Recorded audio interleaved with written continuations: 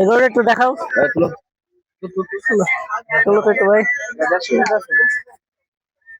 এগুলোটার চা দাম 150 টাকা, দেখতে পাচ্ছেন কাকা। এটা কত চা দাম? পাগলা একটু।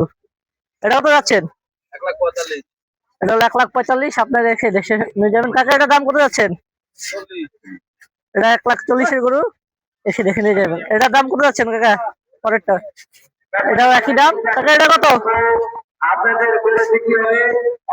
এটা 46, এটা 45। এসে দেখে নিয়ে যাবেন। ফোন নাম্বারটা বলে দেন।